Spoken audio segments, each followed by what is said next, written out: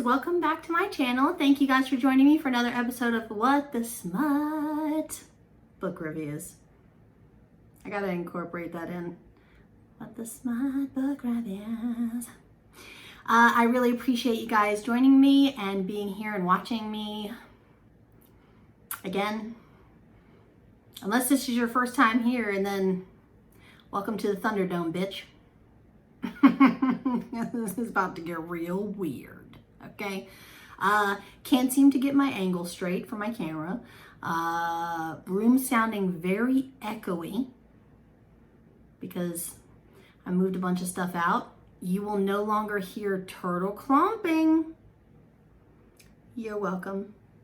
I moved them to the other room, and now it sounds like I'm recording in a cavernous cave. Is that redundant? A cavernous cave. I think it is. All the books I've read still can't form a complete coherent sentence. Whatever. Anyway, thank you guys again for joining me. Today I will be reviewing my first Regency romance novel. Regency? Historical romance? Tomato, tomato, potato, padildo. Okay? So I'm going to review for you guys this beat up, crusty shit. Look at that. Look at that cover. That cover seen some better days, okay?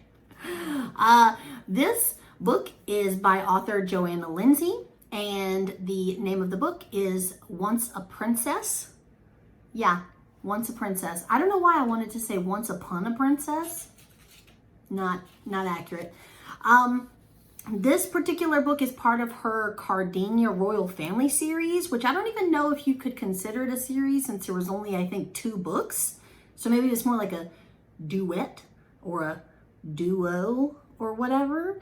There are 436 pages in this book. You can tell how old this book is. Look at the color of the pages. They're brown. I've had this book since I was like 18, and I'm currently a 35-year-old lady.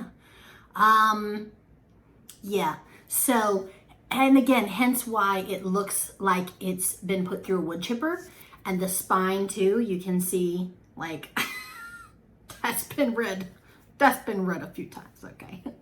Not just by me, because I've loaned it out to a few people, but it's seen shelf life, it's seen things, okay? But this will be my first foray into Regency or historical romance, if you will. The book is currently available on Kindle and Nook for $3.99. The mass market paperback is $7.99, and you can currently get it used on eBay for about $4, including shipping. So that's $4 plus free shipping. I don't know if this ever got like a revamped cover or if this was just the cover the entire time. I would imagine it probably got re-released a few times, maybe with new covers, but I don't have that information in front of me. If I do happen to find a different cover, I will put it up here for you guys. If I did this and nothing popped up, then it means there was no other cover, or that I was too lazy to look for it, or that I forgot. It is what it is. So this is one of my favorite books by Johanna Lindsey, and I went through a period of time, probably at least like 2 years ish, maybe, where I read exclusively historical romance or Regency romance, a lot of like old-timey, like, you know, British stuff and whatever. So I'm pretty in the know. I don't know if she ever actually wrote any contemporary romance novels, because like I said, I went through a period of a few years where I read exclusively like her type books, and then I kind of got into, after that, I started getting into like contemporary romance, and then I went through a period where I just read that, and then I went through a period where I just read paranormal romance. So I don't know. Her later publications, she may have done contemporary romance, and I just don't, I never read them. Whatever, life and stuff. But the majority of her books are like Regency, Old England type books. She also did like a lot of like Westerns, and you know, your typical, when you think of like romance novels, a lot of people immediately picture Fabio. If you read books that were published in the 80s or the 90s, Fabio was on the cover of every romance novel. Different hair color, right? Like, but it's his face. Fabio's face, super sculpted buffy body, different hair color maybe. He might be blonde. He might have black hair. He might be a brunette, whatever. But it was the same face, all modeled after Fabio, which I never found attractive. So I don't know why they did that, but to each his own, you know. Obviously he must have done well because he was on the cover of every book. So this particular one does not have Fabio, but it does have an equally, can you see? Can you see this? Look at that cleavage. Look at that. So this would be the definition of Regency and or historical smut, right? So I will read you guys the blurb for this book, but I will say that I'm doing this first review, which I will do more Johanna Lindsey reviews in the future, but this first review I do want to, you know, just say for those of you that are avid Johanna Lindsey fans, you probably will know that she passed away late last year. She had, I think, stage 4 lung cancer, which is really depressing and really upsetting. But, you know, she had a huge catalog of books. All of them were amazing. If you're into Regency romance, if you're into Western romance, if you're into cowboy romance, that type of thing, if you're into historical romance, you've probably read a Johanna Lindsey novel. You couldn't not. Like, she has a catalog almost as big as Nora Roberts, like tons and tons and tons and tons of books. So this was one of my favorites, which is why I chose to review this one first. This was one of the first ones I ever picked up by her. It was not really Regency in terms of it didn't take place in England. It takes place like half in the States and then half in like a made up country that's like tiny and has its own royal family and, you know, that kind of thing. I will really quick read you guys the blurb for this, and then we can break it down and discuss it. And I hope you're as hyped as I am, even though I've got no energy. I'm very tired. I don't know why. Today's just been like very, you know. But I figured throw on some makeup, try and record, see what happens. Maybe I'll get a little boost, a little second wind, if you will, you know. So the blurb for this book states, and I'll just, you know what, I'll just read it off the back of the book because I have it like printed, but I also, why wouldn't I? You know what I mean? I think they're exactly the same or close to the same. So the book says, in a rustic Mississippi tavern, a beautiful exiled princess was forced to dance for the pleasure of others. Unaware of her regal birthright and infuriated by a magnificent golden-eyed devil who crossed an ocean to possess her. A bold and brazen prince came to America to claim his promised bride, but the spirited vixen spurned his affections while inflaming his royal blood with passion's fire. Who writes these blurbs? Impelling virile Stephen Barony to take in sensuous and Syrian conquest, the love Tatiana vowed never to yield.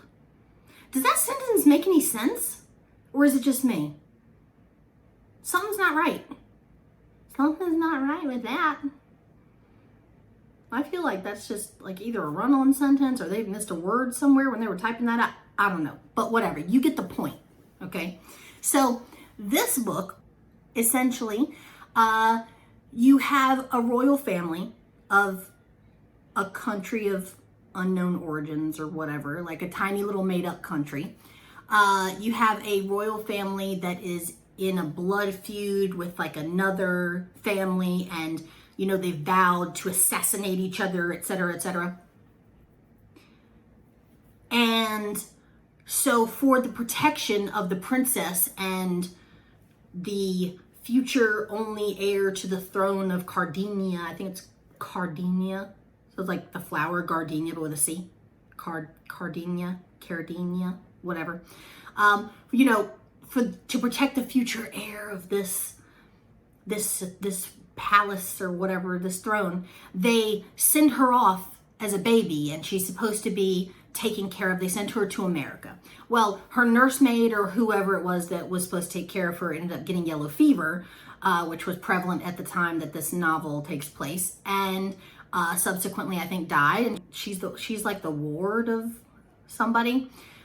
She ends up growing up. She's like late teens now, I think, early 20s. She's working in a tavern / brothel or whatever.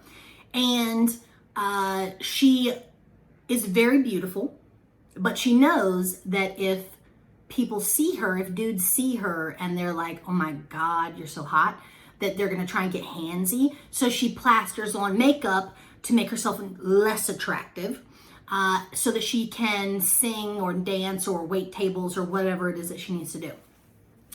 So in walks this guy who's essentially the, I don't know, did you guys see Lord of the Rings?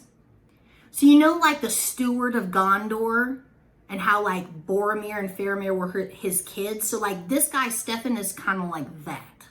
So he's like the son of the person who's been looking after the throne, or the family that's been looking after the throne since this whole thing. So essentially, like, the enemies of the house have all died, and now the steward's son has been sent to America to find a long-lost princess and bring her home, where he is already betrothed to her and will subsequently rule alongside her this little country.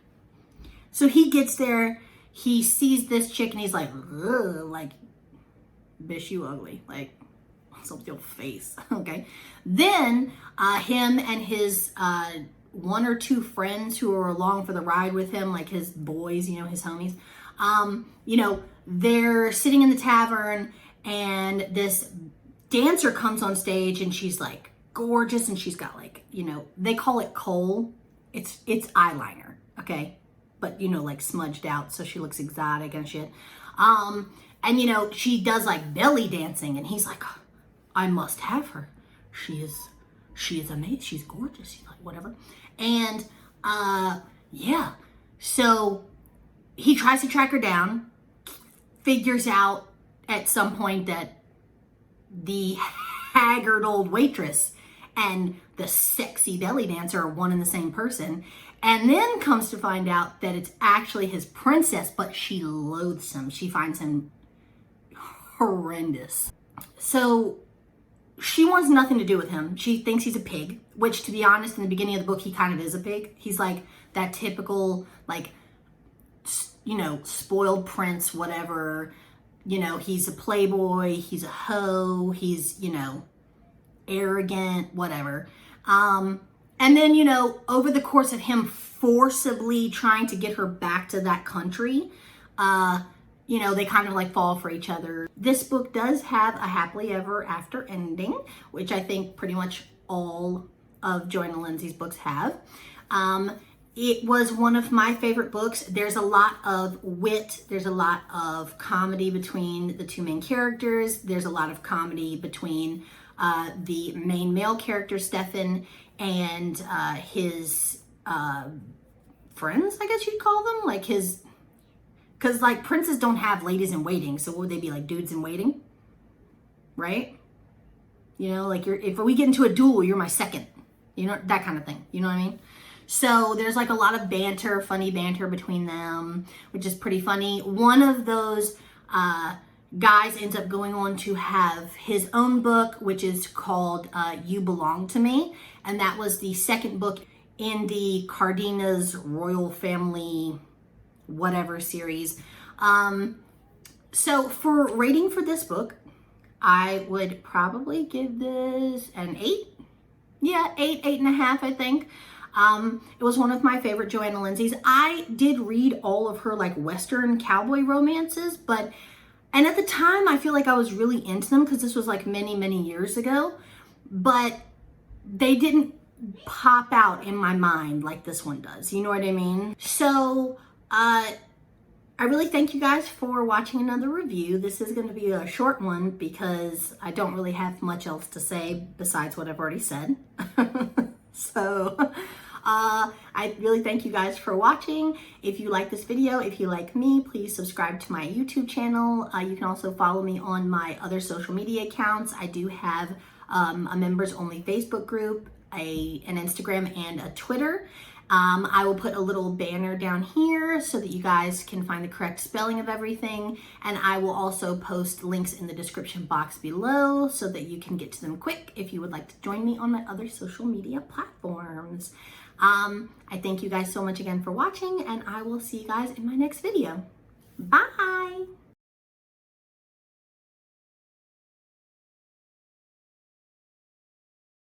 And here we go, gonna begin.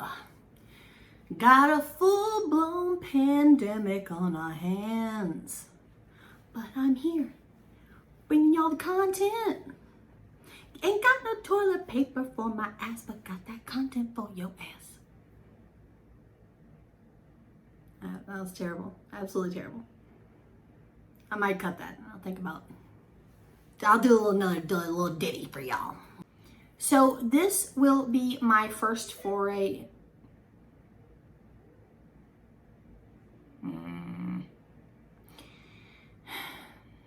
I forgot where I was. Charlotte interrupted me and I had to pause the video.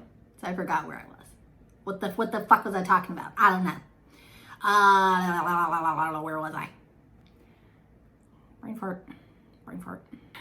So I will really quick read you guys. Impelling virile Stephen Barony to take in sensuous and searing conquest, the young Tatiana vowed never to yield. Wait, the fuck?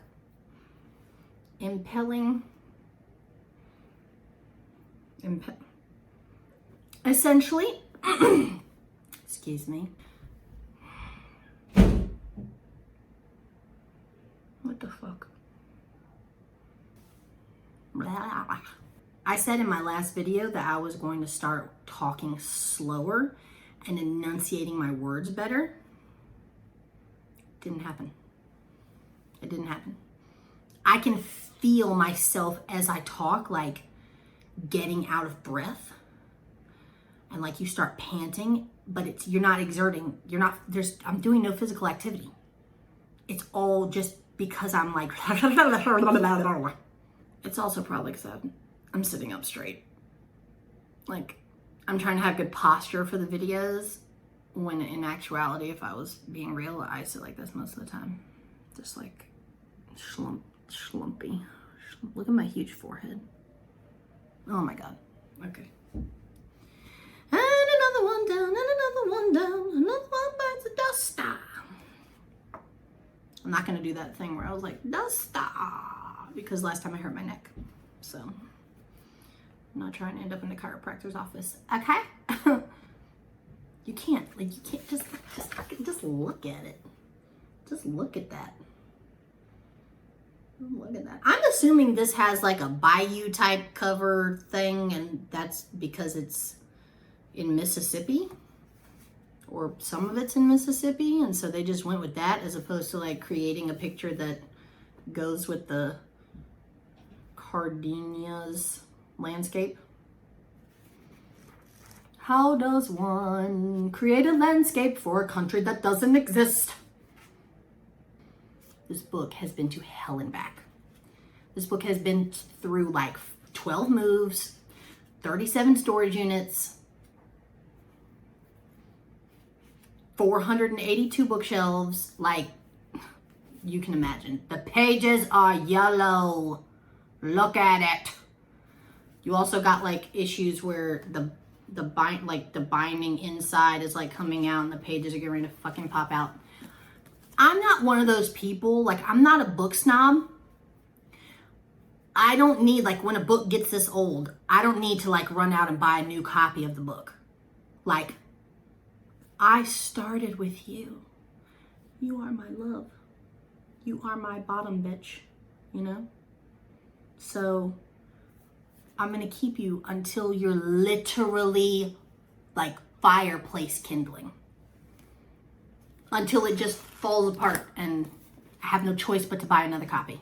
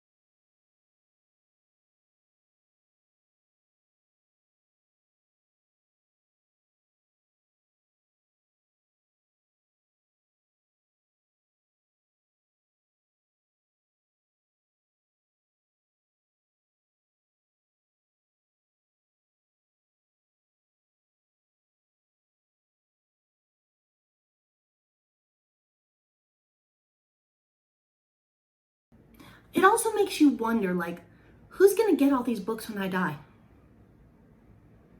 I don't think Charlotte's gonna want all this shit.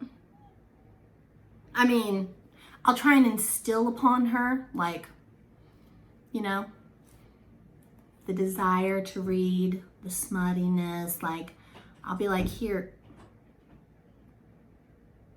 I'll be like, here's your first romance novel when you're 16.